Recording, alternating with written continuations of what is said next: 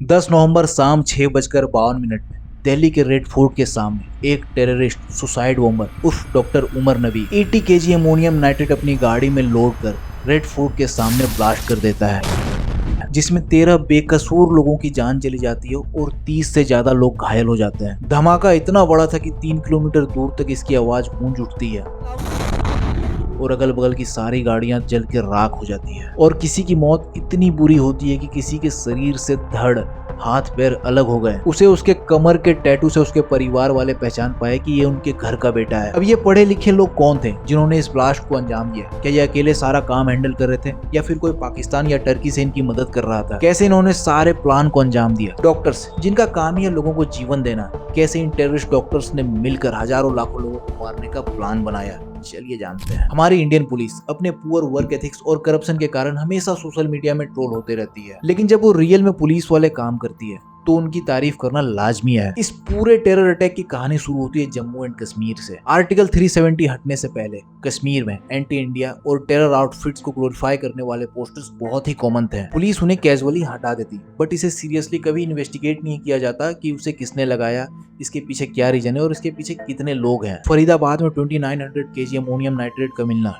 दिल्ली में ब्लास्ट होना, guns rifles का मिलना, वो सब कश्मीर में लगे पोस्टर्स से लिंक्ड था। अक्टूबर 19 को श्रीनगर के कुछ पुलिस ऑफिसर्स ने बैन टेरर आउटफिट्स जैसे मोहम्मद एंड अंसार गजवात उल हिंद को ग्लोरीफाई करने वाले पोस्टर्स को नोटिस किया, जो आज से 6-7 साल पहले या 1 दशक पहले एक रूटीन प्रोपेगेंडा के तहत डिसमिस कर दिया जाता। बट इस बार जम्मू एंड कश्मीर पुलिस थोड़ी क्यूरियस हुई। श्रीनगर के एसएसपी जीवी संदीप चक्रवर्ती ने इसे ऐसे ही जाने नहीं दिया और इन पोस्टर्स को किसने डाला था इसका सोर्स पता लगाने के लिए केस रजिस्टर कर इसकी इन्वेस्टिगेशन स्टार्ट करी और सीसीटीवी फुटेजेस ने कंफर्म किया कि उन पोस्टर्स को डॉक्टर आदिल अहमद राठीर लगा रहे थे, एक क्वालिफाइड डॉक्टर जिसके पास एमबीबीएस और एमडी की डिग्री थी और जो यूपी के सहारनपुर के एक बहुत ही फेमस हॉस्पिटल में काम कर रहा था। और जब श्रीनगर पुलिस ने डॉक्टर आदिल अहमद के मेडिकल कॉलेज की लॉकर खोली तो उसमें AK-47 राइफल मिली, एक डॉक्टर के लॉकर से राइफल। इसे 6 नवंबर को यूपी के सहारनपुर से अरेस्ट किया गया और इन्वेस्टिगेशन के दौरान इसने अपने एसोसिएट का नाम लिया जिसका नाम है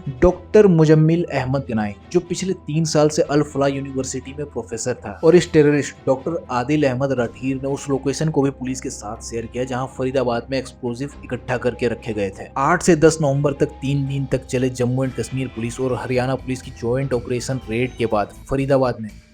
1 AK-47 rifle, 3 magazines, 83 live rounds, एक पिस्टल 8 लाइव राउंड के साथ और कुछ खाली मैगजीन्स के साथ 360 केजी अमोनियम नाइट्रेट बरामद किया गया। 20 टाइमर बैटरीज, 24 रिमोट कंट्रोल्स, कुछ वॉकी टॉकीज और इलेक्ट्रॉनिक्स के वो सारे सामान जो एक बॉम्ब बनाने के काम आते हैं, इन लोगों ने वो सारा सामान इकट्ठा करके फरीदाबाद में रखा हुआ था। और दूसरी ही रेड में 2600 केजी ऑफ अमोनियम नाइट्रेट मिला जो there colony Fatehpur taiga Faridabad में, और ये प्रॉपर्टी पिछले 2 दशक से मौलाना मोहम्मद इस्ताक के नाम पे है जो इन्होंने 8 महीने पहले रेंट में इन्हें दी थी। अल्फला यूनिवर्सिटी के प्रोफेसर डॉक्टर मुजम्मिल के अरेस्ट होने के बाद उसी रात पकड़ में आते अल्फला यूनिवर्सिटी की एक और प्रोफेसर जिसका नाम है डॉक्टर साइन अफरीदी, और अरेस्ट होने के टाइम इनकी भी कार में मिला एक AK-47 राइफल। उसके बाद उसके भाई डॉक्टर परवेज अंसारी और 10 लोगों को पुलिस इस केस के रिलेटेड मामले में गिरफ्तार करती है। और इस पूरे ब्लास्ट में जितने भी लोग शामिल थे उनका कहीं न कहीं से अल्फला यूनिवर्सिटी से कनेक्शन बना हुआ था। इंट्रोगेशन में पता चलता है कि इन टेररिस्ट ने मिलकर 20 लाख रुपए फंड उठाए थे और उसे डॉक्टर उमर नबी को हैंडओवर किया था सारा सामान इकट्ठा करने के लिए, जो कि अभी तक पुलिस की गिरफ्त में नहीं आया था। ये लोग बात करने के लिए सिग्नल ऐप का यूज कर रहे थे। जिन्हें नहीं पता उन्हें बता दो, इस ऐप को भी व्हाट्सएप के फाउंडर्स ने ही बनाया है व्हाट्सएप को मेटा में बेचने के बाद, और यह पूरी तरह से एंड टू एंड इनक्रिप्टेड है। मतलब कोई भी थर्ड पार्टी आपकी कॉल्स या मैसेजेस नहीं सुन और देख सकती अगर आप सिग्नल ऐप भी यूज करते हैं तो। जो नोटबुक्स और डायरीज पुलिस को इनके यहाँ से बरामद होती है उससे पता चलता है कि इस पूरे ब्लास्ट की प्लानिंग पिछले 2 साल से ये लोग मिलकर कर रहे थे। Jammu and Kashmir police,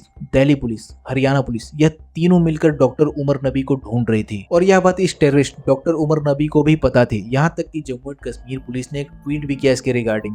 you can run but you can't hide. But somehow यह टेररिस्ट सुसाइड बॉम्बर उर्फ डॉक्टर उमर नबी किसी तरह कार में एक्सप्लोजिव्स लोड कर सुबह 7:30 बजे अल-फलाह हॉस्पिटल के सामने से कार लेकर निकलता है, बदरपुर टोल होते हुए दिल्ली एंटर करता है और 3:30 पर रेड फोर्ट के नजदीक सुनहरी मस्जिद की पार्किंग में गाड़ी पार्क करता है और अगले 3 घंटे तक यह गाड़ी में ही बैठा रहता है और एक बार भी गाड़ी से बाहर नहीं निकलता और 6:30 बजे के करीब यह पार्किंग से अपनी गाड़ी निकालता है और 6:52 पर रेड फोर्ट के सामने यह गाड़ी ब्लास्ट कर देता है। इन व्हाइट कॉलर टेररिस्ट का पहले प्लान था अगस्त 15 को कंट्री वाइड ब्लास्ट करने का, बट लॉजिस्टिक्स सप्लाई ना होने के कारण इन्होंने डेट चुना 6 दिसंबर का और 6 दिसंबर वही दिन है जिस दिन बाबरी मस्जिद का ढांचा गिराया गया था और इनका पूरा प्लान था कि 6 दिसंबर को इस पूरे एक्सप्लोजिव को 32 व्हीकल्स में एनसीआर के अलग अलग रीजन्स और अयोध्या में ब्लास्ट करने का। पुलिस के अकॉर्डिंग जो ब्लास्ट रेड फोर्ट के सामने हुआ वो एक अधूरा बम था जिसमें सिर्फ 80 केजी अमोनियम नाइट्रेट का यूज हुआ था। तो आप सोचो अगर ये 2900 केजी अमोनियम नाइट्रेट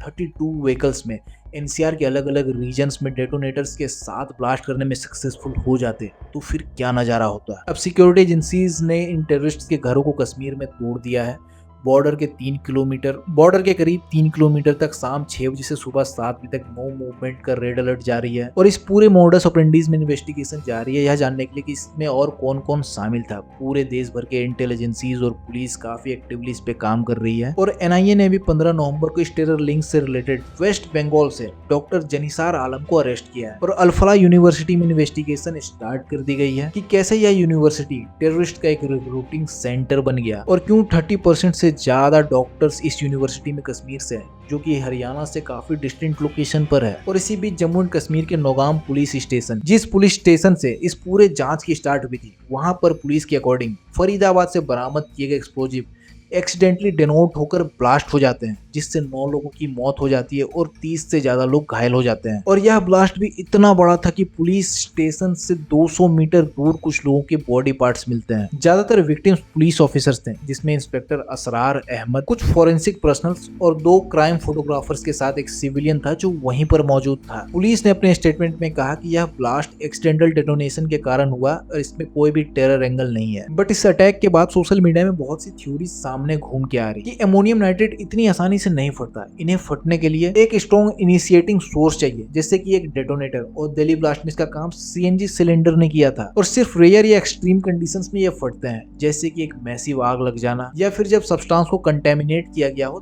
तभी ऐसा होता है क्योंकि बॉम्ब स्कैट्स, आईडीज या डेटोनेटर्स को पुलिस सीज करने से पहले ही न्यूट्रलाइज कर देती है और फरीदाबाद जैसे हाई सेंसिटिव केस में ये सारा न्यूट्रलाइज किया गया होगा। तो ऐसा रूटीन चेकअप में ऐसा इंसिडेंट ब्लास्ट होने के चांसेस काफी कम हो जाते हैं। ऐसे में 2 बहुत ही अनकंफर्टेबल पॉसिबिलिटीज बनती है। पहला, या तो प्रोटोकॉल्स फॉलो नहीं किए होंगे या फिर जानबूझकर एक्सप्लोजिव के साथ कोई छेड़खानी की गई हो। सरल भाषा में समझा जाए तो दूसरा टेरर अटैक। अब दोनों ही पॉसिबिलिटीज एक मेजर सिक्योरिटी लैब्स की ओर इशारा करती है कि कैसे एक पुलिस स्टेशन जो इतने बड़े high sensitive high profile case को हैंडल कर रही थी वो कैसे इतनी ज्यादा एक्सपोज्ड हो गई और क्या क्या क्रूशियल एविडेंस थे जो ब्लास्ट में खो गए। और लेगेसी मीडिया यह न्यूज चला रही है कि श्रीनगर ब्लास्ट की जिम्मेवारी टेरर आउटफिट जेम ने ली है, बट वेरिफिकेशन अभी भी पेंडिंग है जेम की तरफ से, जिसे जम्मू एंड कश्मीर पुलिस ने पूरी तरह से खारिज कर दिया है और इसे एक्सीडेंटल डेटोनेशन कहा है। आप हमें कमेंट्स में अपने ओपिनियंस बताएं कि इस पूरे इंसिडेंट से हमें क्या सीख लेनी चाहिए और अगर वीडियो अच्छा लगे तो कमेंट्स में हमें बताएं या फिर कुछ बुरा लगे तो हमें बताएं कि हम इसे कैसे सुधार सकते हैं।